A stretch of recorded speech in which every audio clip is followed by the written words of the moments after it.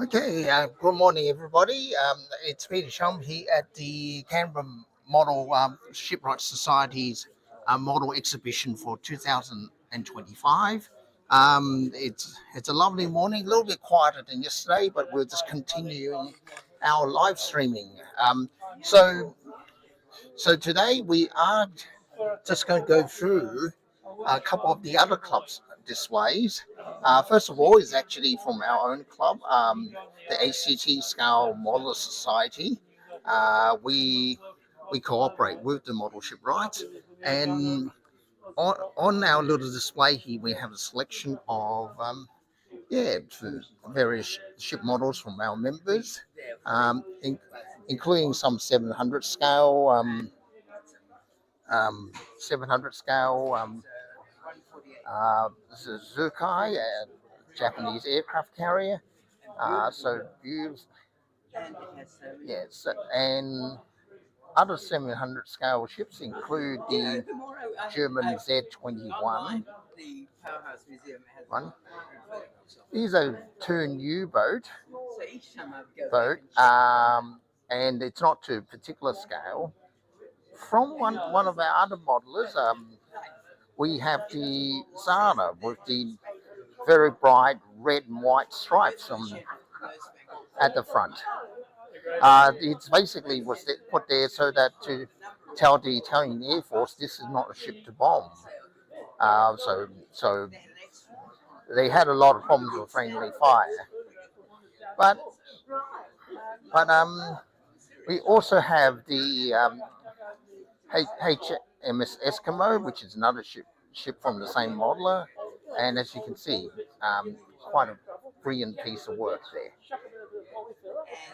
And we'll get on to we get on to the HMS Dreadnought, and we'll swing around and look at the other side of this. But this is beautifully presented model. In this case, there should be a little rope there, but it came off in transit. Yep. They were But we'll swing around to the front of the display. And good morning, Len. We're ready to have a chat with us.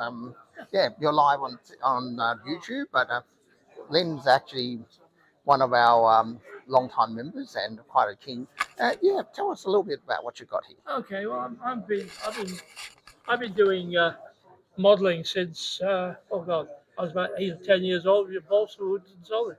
So I've been coming up with some reasonable kits over the years, gradually getting the hang of these.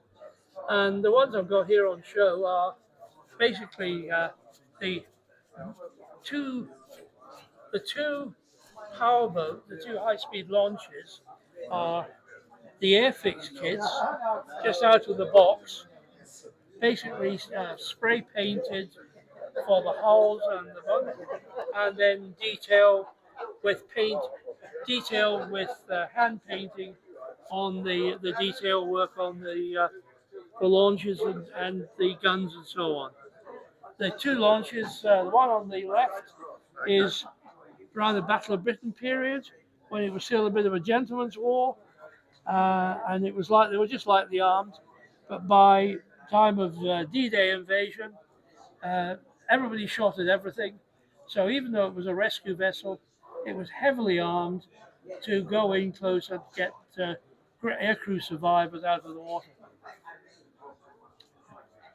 Now, my late father was on Coastal Command during the war, and he was a air gunner, and I've actually got his original logbook here, which I've got pieces of on show.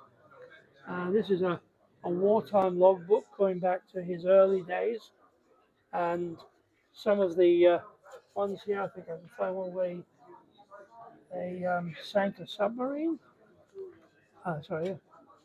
Bay of Biscay attacked by Arados, and the incident displayed here is not one of Dad's confirmed kills. This is what you do if your model doesn't turn out very well, and you mate of mine said, "Oh, look, ditch the bleep thing. And I thought, oh, that's a good idea, because I remember this photograph from one of Dad's books. So I cut the bits of the model which had come out well, did a bit of polyfiller. First time I'd ever tried diorama of water. Uh, put the air crew, the survivors from the old Airfix kit, and the two life rafts are out the spares box. And it didn't come out too bad. My first attempt at water, so I compared with some of the other ones you'll see in other displays around here. But it's quite, and it's what you can do so you don't waste a complete kit. Oh, well. Yeah, well, thanks for that insight, Len. We were going to have a look at some of the other models from the AC scale models this way, and we're just seeing the other side of this uh, HMS Dreadnought. It's a small time to actually appreciate the sort of work that's gone in. And we move on to the model of the AE2, which is one of the first submarines that Australian Navy ever got. That, along with the sister ship AE1, were our very first submarines, and the AE1 was only recently rediscovered after being lost in action for over 100 years. But AE2 took part in the Gallipoli campaign, and not just get the camera inside it, but there's a couple other U-boats inside those pens as well. Model another U-boat in 700 scale at the Suzuki there. But we'll continue on, and we'll jump on a somewhat unsuspecting person. Would you like to introduce yourself? Yeah, g'day, Peter. Yeah, my name's Eris Kennedy, and I'm a member of the Task Force 72, or more specifically, Fleet Base Canberra. And yeah, I can talk to you about the organisation, or to some extent the boats. Whatever you'd like to hear about. Well, let's hear a bit about the organisation. I'm just filming the sign in the back there. Oh, right. It's like, say, yeah, that's Task Force 72, and yeah, tell us a little bit about. Well, Task Force 72 is several decades old now, and it started as an organisation that represented people who are particularly interested in warships at 172 scale. And as far as I know, it's the only national model boating association that's it's possible to be a member of in Australia. And it has different chapters spread across the country, and each chapter is known as a fleet base, in keeping with the military theme that is part of the organisation. And we here in the ACT are known as Fleet Base Canberra, and we operate at a pond in Coons and on Madgwick Crescent. If anyone would like to join us, we're there on Wednesday mornings or from 9 o'clock, weather permitting, and also on the third Saturday of every month in the morning, because not everybody is retired. Some people can only make it on weekends, so we try and accommodate them by having a weekend sail. And we're here today to support the Canberra model Shipwrights by putting on a complimentary display, because all our models are working models, and so this is something of a rare event in that we're just undertaking a static display. But yeah, we've got a good showing now. People are enthusiastic to show their models off, and this is a great opportunity to do that. Okay, well, is there any particular highlights here that you want to point out to the audience, Well, this is including some of yours? well, I hope. I didn't manage to squeeze any of mine in. Oh. Ironically, I'm your backroom boy. I'm your organizer. So, but this one is probably of interest. Particularly, it's a model of the new offshore patrol vessel for the Australian Navy. and it's the Arafura class. And this one is new ship Illawarra, but it's not yet a HMAS because it hasn't been commissioned. And that was built by Doug Bain, who himself was in the Navy before he retired.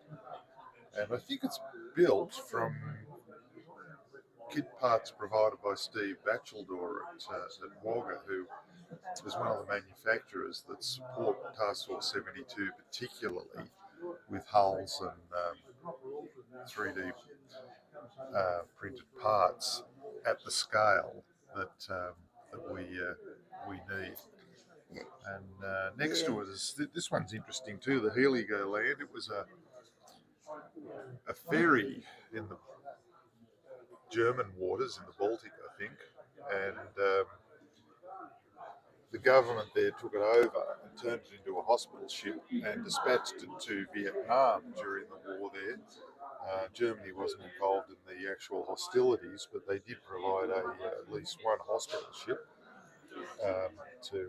as their contribution to the undertaking there. But Yeah, the interesting thing about all these models we can see here, they're all 1/72nd scale. So if you put the real ships side by side, they will look just the way they are here. That's right. Yeah, it creates that consistency.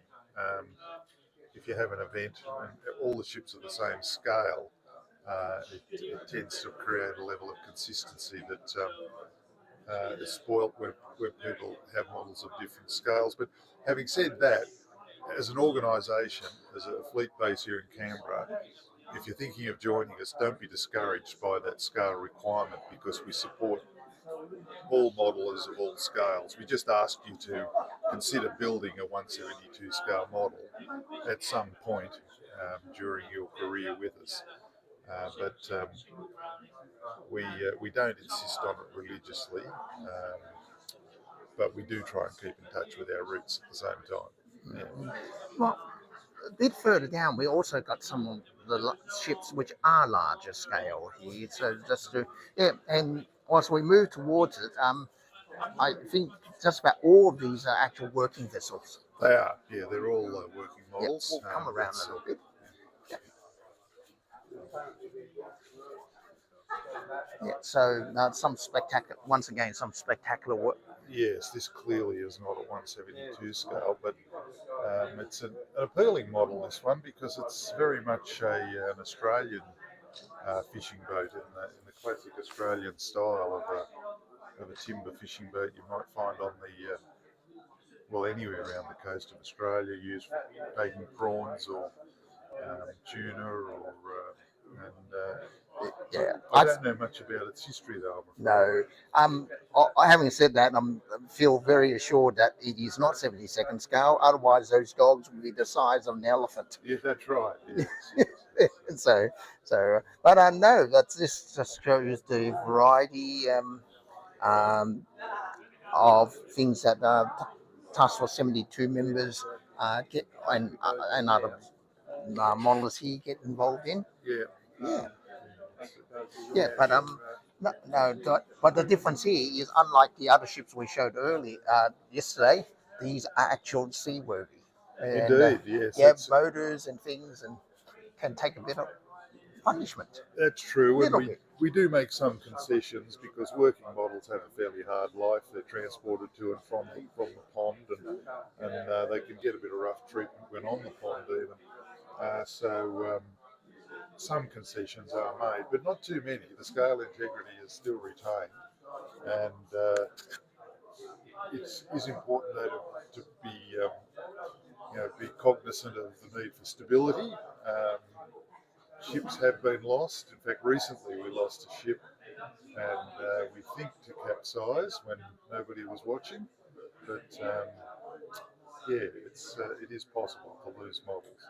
Oh, well, thank you very much for your time, and yeah, I hope you have an enjoyable day. Thank you very much, and sorry. Okay, that's it. Thank you. Okay, and I'll just take a quick wander around. But we showed a lot of this yesterday, but we'll close off this live stream with just a little bit of walk around and to give you some of the other works. But if you want to see it more in detail, please actually have a look at our day one broadcast from yesterday, as well as our photo albums, which are listed in the descriptions for these videos. Well, thank you very much for your time, and have a good day.